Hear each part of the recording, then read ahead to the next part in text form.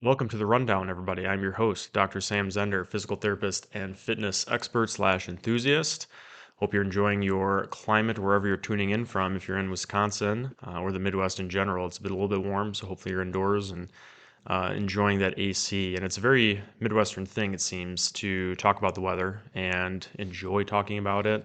Clients and I love to hit it off with that as soon as the appointment starts. Love to talk about the heat. So I always told myself when I was younger, I'm never going to be doing that because I heard my parents talk about that, and that was like an old person topic, and 30 years old talking about the weather. But other than that, today we're talking about identity and what that means in terms of injury, rehab, recovery process. If you've been following along the past couple weeks, I've been trying to be as transparent as possible about my own recovery through these, minor to moderate sprains that I've had in my elbow and knee. And not that I want to keep talking about myself for the sake of being narcissistic or seeking attention, but I do want to use my experience to hopefully help other people appreciate that these kinds of experiences and thoughts and feelings can be had by somebody who is even an a quote unquote expert in the field.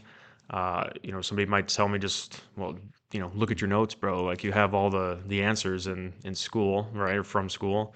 So this should be no big deal. And yeah, for sure, having a background in working with individuals who are recovering from an injury, that helps certainly, but there's also a very strong human component, human element that everybody's going to have, myself included. And all of these thoughts and feelings are almost, I would say, unavoidable, right? And it's not that we have to avoid them, right? You might have some feelings that you automatically think are bad or negative or harmful, but by and large, they're just human, right? There's nothing right or wrong about them. It's just how we're made. So, specifically, what I wanted to touch on is this sense of identity, and the reason for this is over the past couple weeks, things have thankfully been steadily progressing for me, but so that's been helpful. Of course, it always helps your mood if you can tell like you're slowly getting better or quickly getting better. But I've also had the thought that with as fortunate as I've been over my past 20, 25-ish years of organized sports and activities, having very little experience with injuries, been very lucky. Nothing significant. Certainly, this is probably the most significant injury that I've had. Even despite some of those, minor aches and pains and tweaks, if you will, I would have maybe a sense of despair or a loss of identity, feeling empty. If I missed a practice or missed a week of practice, watching your friends do things that they enjoy and that you enjoy, and you can't participate in that. That's hard, even if it is short term, and certainly part of that is just being a child.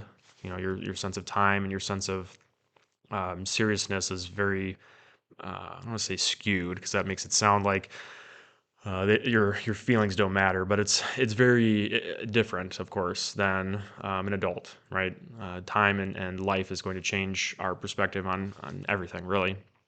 Um, but outside of the injuries, probably the most potent example of a loss of identity or loss of self identity that I could relate to would be when I stopped playing football. So I played football for what would be probably 10 years, fifth grade through, the start of my sophomore year of undergrad. I quit playing during the training camp for sophomore year as I didn't feel healthy, didn't feel like my head, my brain was in a good spot. I was getting headaches much more frequently, and going to a Division III school, knew that the long term outcome was not ever intended to be or going to be professional or semi-professional football. I was in school primarily to be a physical therapist. I picked my school, Concordia, right down the street here, for that reason.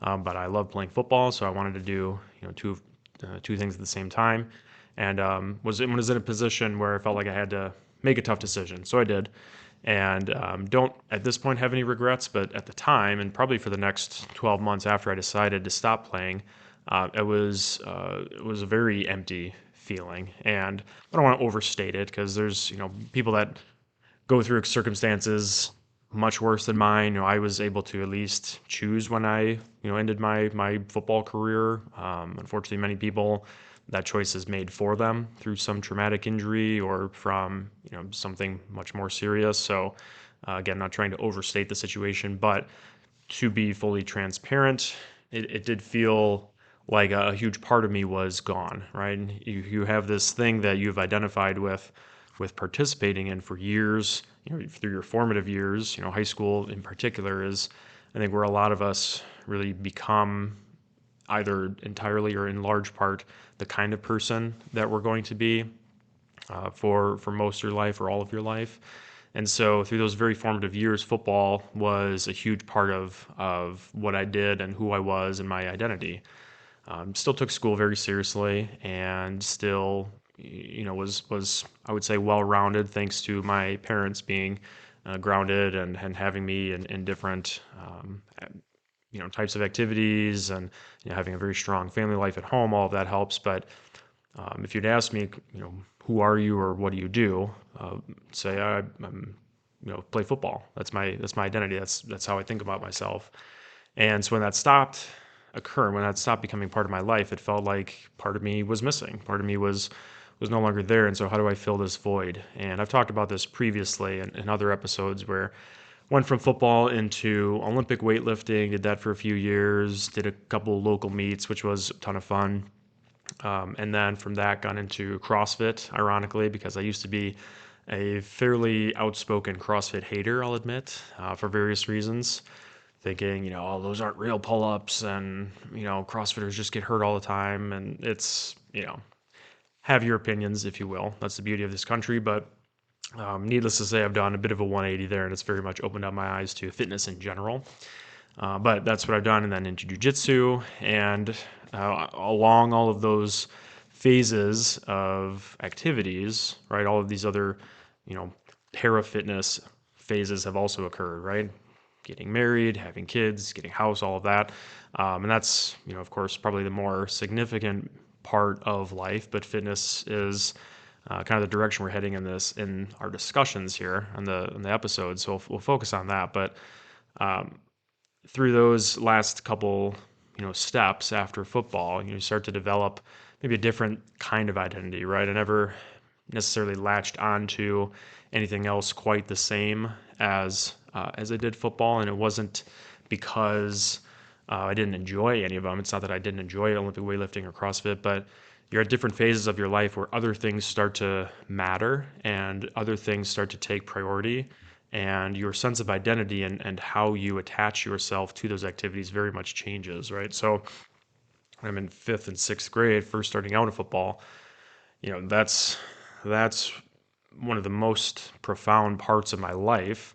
And I don't have responsibilities per se. Yes, I do have to go to school, but I get taken to school. I get picked up from school, right? I got to do a couple assignments in middle school, but that's pretty bad. Like your life's pretty irresponsible or minimally responsible. I'll say it that way. So showing up and working hard at football practice, that was like my job, right? Whereas now, of course, I'm in a phase having wife, kids, business, home, all of this. The responsibility is very different, and I have dependents, and the sense of identity very much changes. And what I attach myself to, as far as being important, very much changes too. So I say all this to set the stage that over the past couple weeks now, my outlook and my perspective on the injury process or recovery process and not being able to do the activities that I'm used to doing, that I enjoy doing, CrossFit, jiu-jitsu. It has not been fun, of course. I would much rather be able to do those. But the other day, I recognized I recognized the lack of the despair, the empty feeling that I had with football, for example, and kind of thought about why that is. And I think it really does come down to that word, identity, right? How have I identified myself differently now, or where's my sense of identity come from differently now compared to back then when I was, a 19-year-old kid. And now this sense of identity is as a father, as a husband. I'm a Christian as well, always have been my whole life. And so that, if you're asking me what's the most important part of my identity, being a follower of Christ, that's always going to be number one. But in a world of things that change outside of faith and God, and your relationship to God, your identity on earth anyways can shift according to the situation. And so very much so the identity has changed from being an athlete, being a football player, to now being a husband, a father, a provider, a business owner, that sort of thing.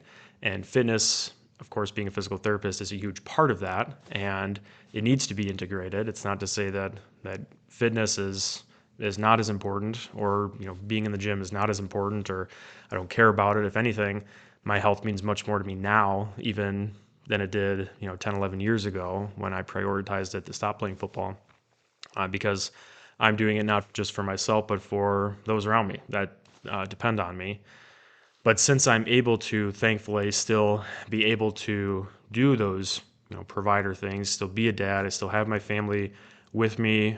My kids are a huge blessing. My wife is a fantastic blessing in my life. That's where my sense of identity is now in the day to day.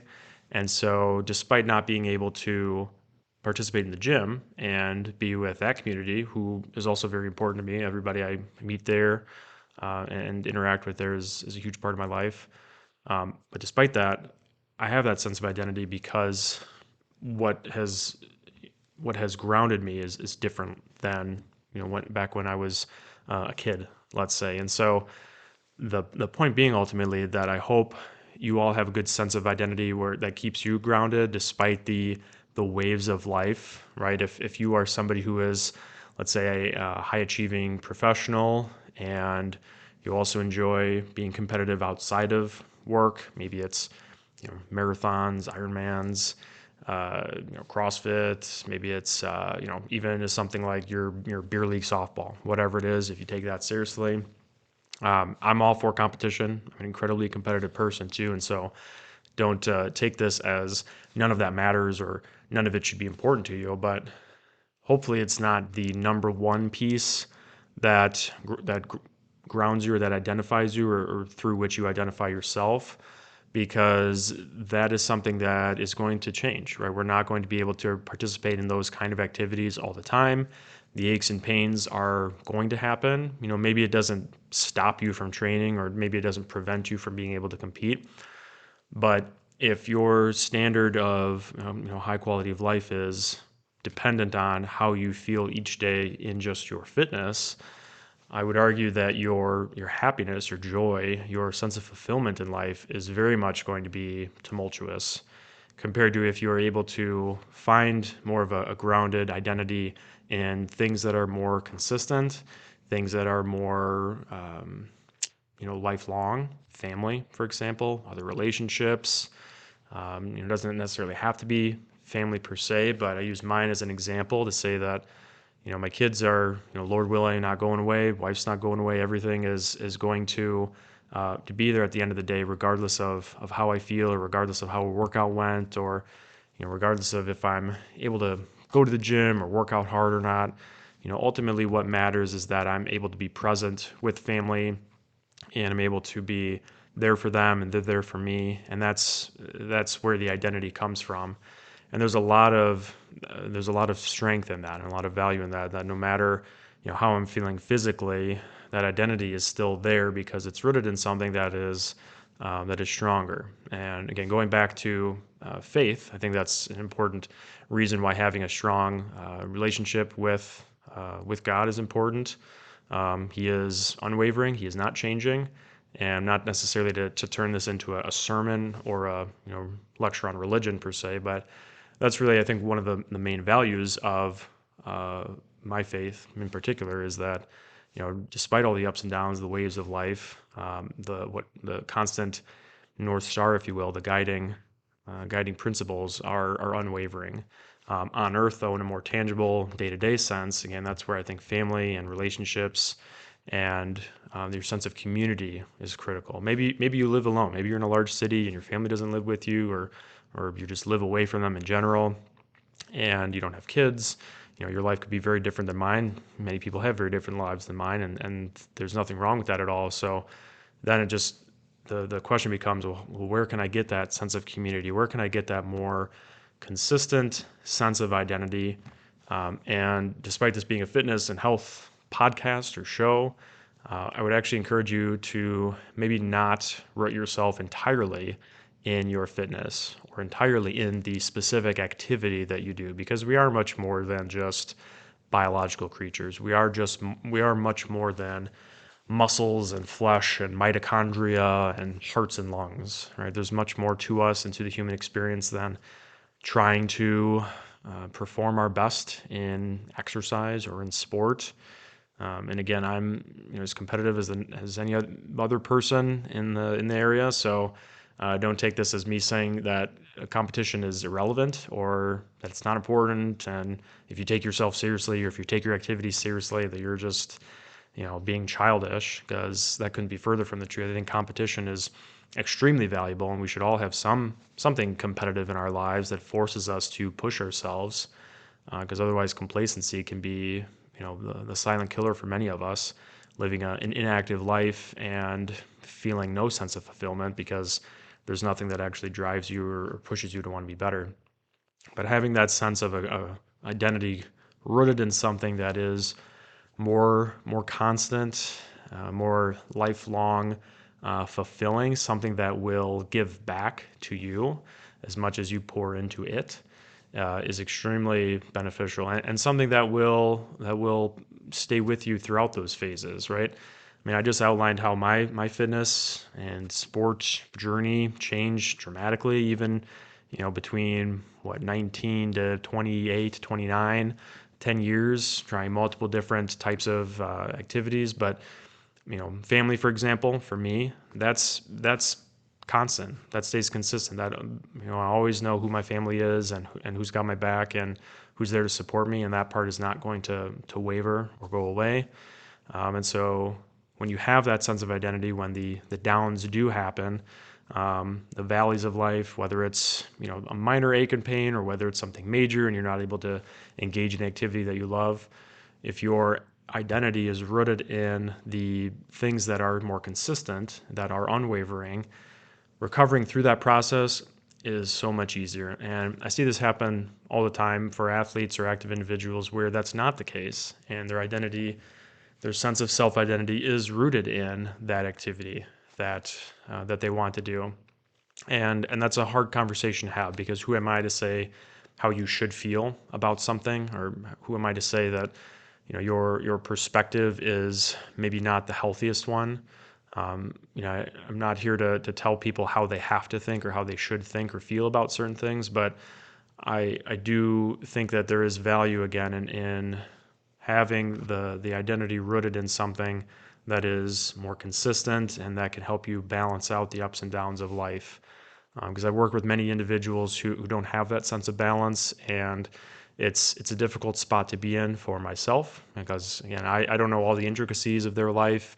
As much as I want to ask questions about their past experiences and their history, I can't fully appreciate the entirety of another human's experiences in life up until the point that they've met me. Certainly, the older they are, the more experiences they've had too. So that conversation and that perspective can only get tougher to mediate as a provider.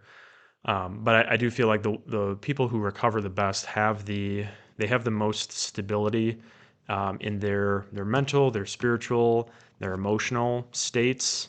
And the research to an extent backs this up as well, right? Our mental status significantly will affect our pain levels. It'll affect our prognoses. It'll affect, what's the likelihood that this acute injury turns into something more chronic. Not to say that that's 100% of the issue or 100% of the effect, but in general, the more grounded you are, the better outlook you have on life or on your current situation when you're in pain or going through rehab, the better that you're going to recover, probably the faster you're going to recover, and probably you're going to recover with fewer impairments and fewer limitations in life. And again, my perspective would be that much of that has to do with the non-physical parts of life, the emotional, the relationships that you can develop, the stability in your community, in your family, your home life, or at least in your nearby community. Again, if you're living alone, this might look or feel different for you, but have people around you and have an environment around you that encourages you to be better, helps build you up, helps keep you consistent on what's most important, and gives you that sense of identity that is unwavering despite how you might feel or how your body might feel or adapt to your fitness or to your activity.